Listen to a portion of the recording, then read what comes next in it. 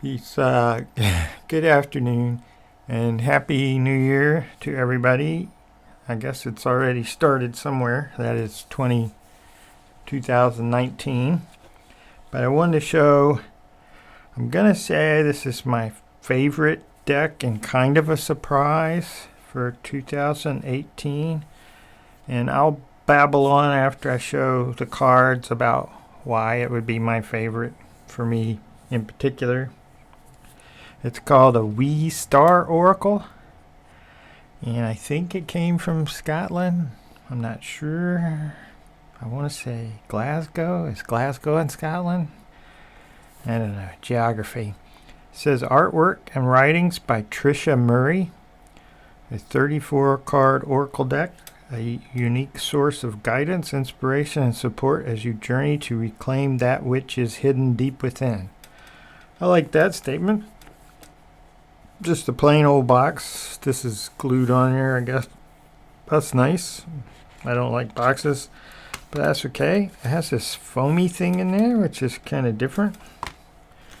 And inside, there was also a handwritten note, which I used to figure out if the font on the cards is handwritten or if it's just a computer font made up. I think it's computer based on the L and blessings and the L and brightly. But it's telling me to shine brightly on my journey. That's a good suggestion, I guess. And there's a business card. I'm not sure I would get other stuff from them. Reclaiming self, it says. Let's get the box out of the way. Where's out of the way? I got too much stuff piled up. But here's the first 12. But first we'll look at, there's some extra cards in there. There's the card that pretty much matches the front of the box. That's the back. The backs do not look like this. Each back is different because basically it's the book, like a little guidebook with the cards on the back of each card. There's a strange story where she appears to have started out life as a fish, became a cat, had some kittens, became a mother that was the size of a seal, or her body felt like a seal. It gets a little strange right in there, but that's interesting and different. I'll say it that way. It gives thanks to people that helped with the deck, I guess, or helped bring it to life. So that's unique.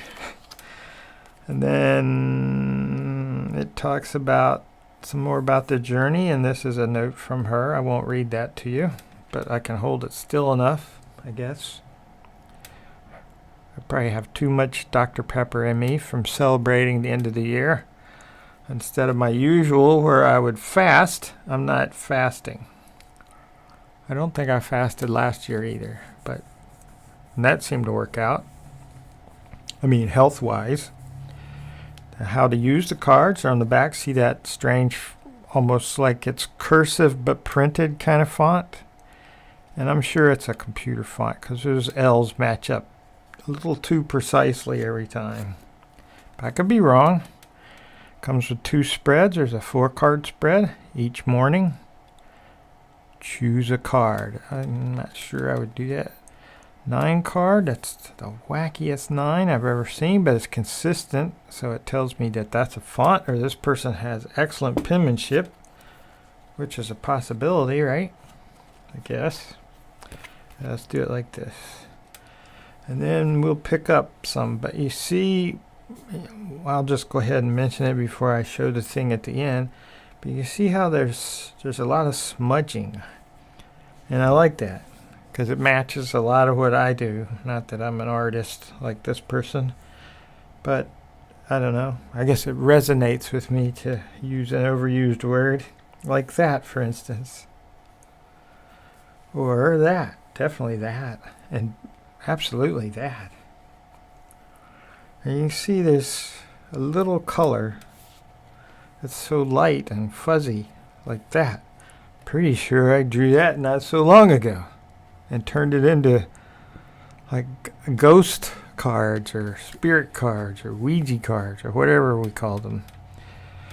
movement. This is number 11. 0, 1, 2, 11. And it says, you are being called upon to look within, to explore the realms of self. This is the epic unwritten. This is the epic unwritten. It is now time. Okay. Let's bring in, there's 2 more piles of these. If I can get it in here without knocking it over. And as you'll see, can I get it in there without covering it? I knocked it off. As you will see later in some journals, I did this, I've done that. Before seeing this, I've done that, or something like it. I've done that. Psilocybin, mushroom, maybe it's just a rock. Let's pick this one up and see what it says on the back. These are big cards. Not that my hand helps, but knowing that it's over 5.5 inches, and about 3.5 inches. That's typical, I guess, for big cards. Movement, number 16. Didn't the last one say movement? No, it said momentum. Find that place of deep peace within yourself when all around you is a storm. Shelter in this calm, settled place and allow it to fill you. Flow from you, radiating out as you hold this space for all. For a second there, it sounded like Yoda, but that's okay. Definitely that, and definitely these 2. I may have found a soulmate.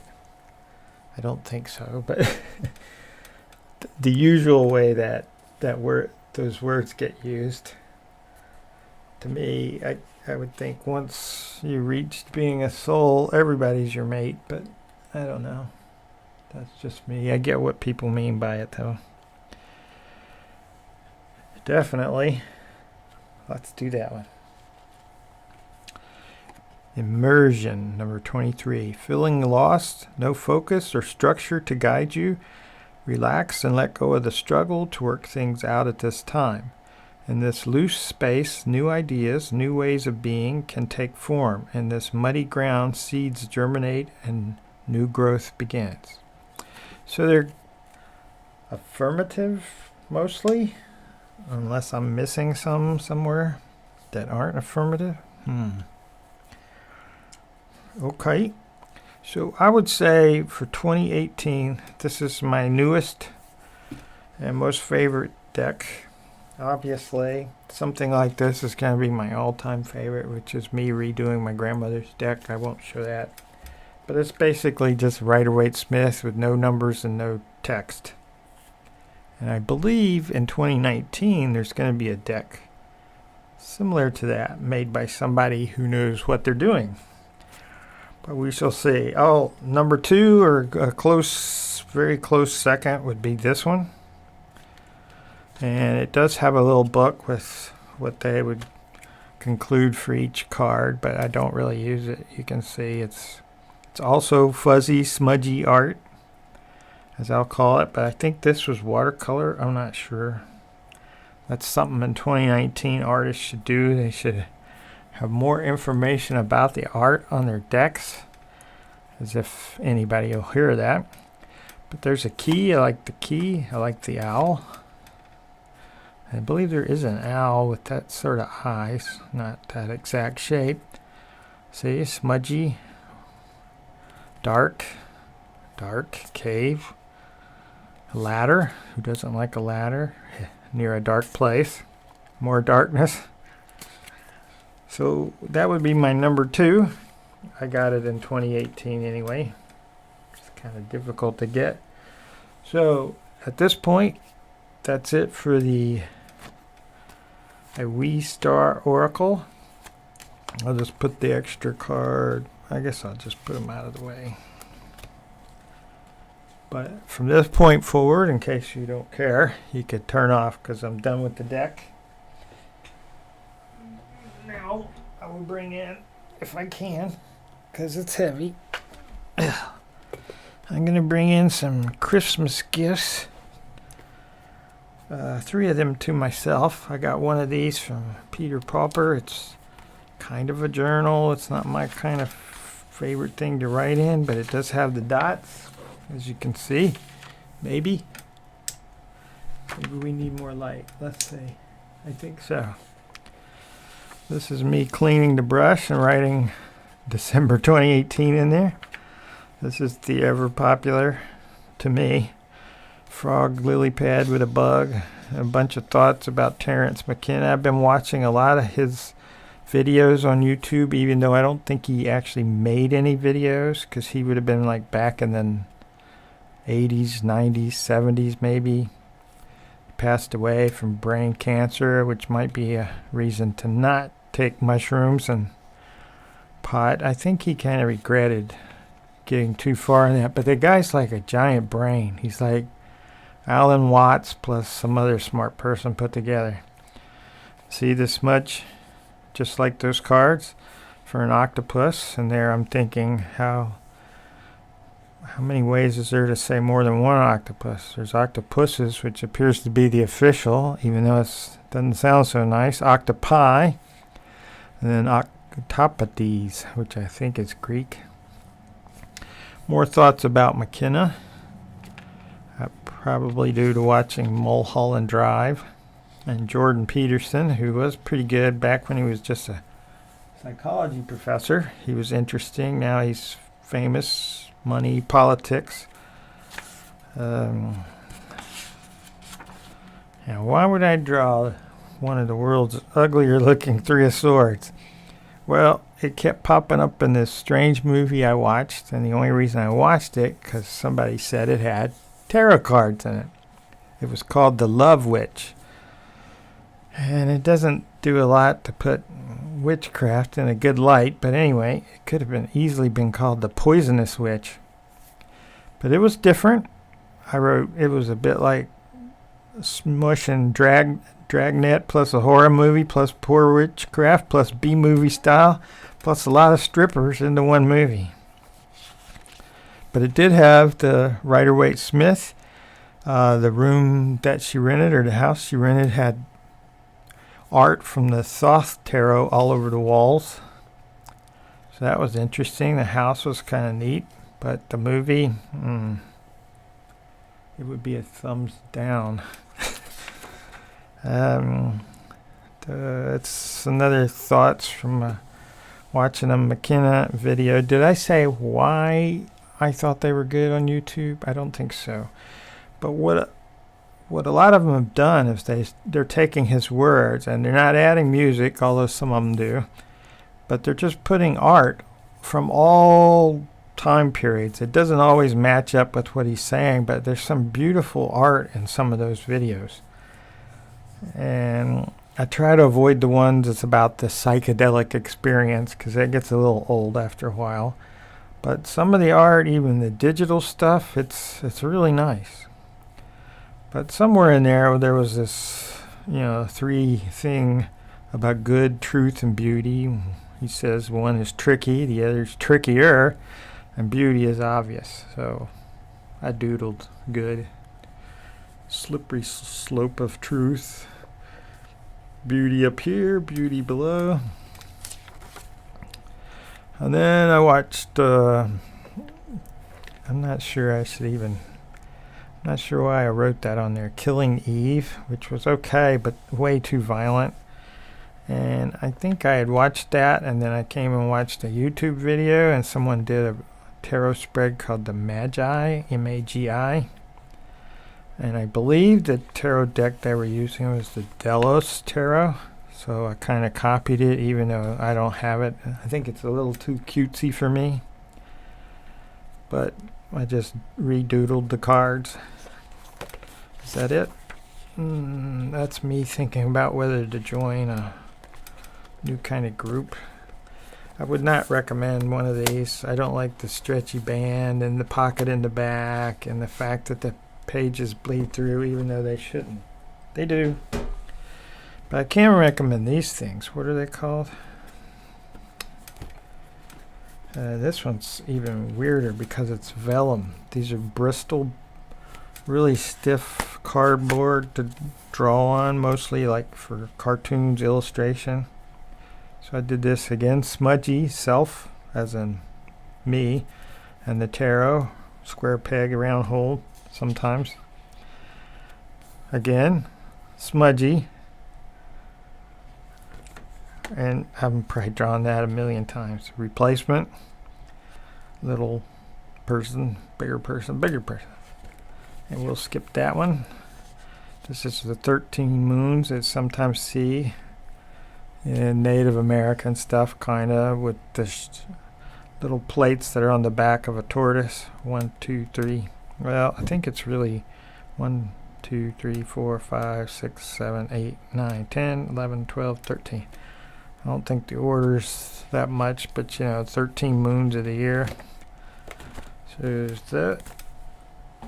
Is there anything else in here? I don't think so. You've probably seen that before if you've watched any other videos.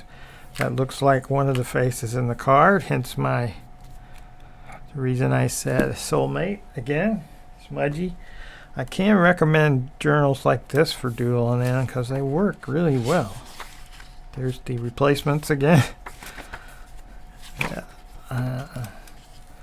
I really like that one because of the outside. It's bumpy, gnarly, and zodiac-y. And here comes...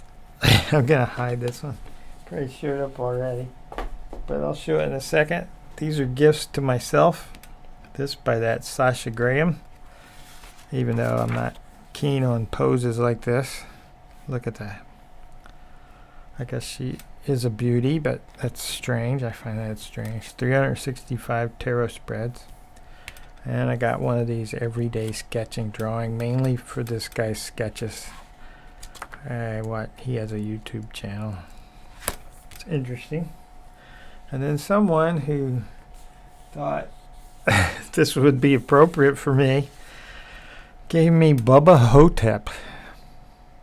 Bruce Campbell, Ozzie Davis. We all know Ozzie Davis, right? He's got the cool voice. Well, in this, what could only be called Below B movie, the one guy is Elvis, but an Elvis reincarnated as an Elvis impersonator. And then Ozzie Davis, of all things, is John F. Kennedy reincarnated as Ozzie Davis. That pretty much sums up the whole movie, that little drawing right there. They thought this would be funny. It's kind of funny. Let's see. What does I want to say? I'm not really a fountain pen ink collector, but here's a way you can tell you've gone too far if you suddenly find yourself with something like this, where you've got a needle. It's not a sharp needle.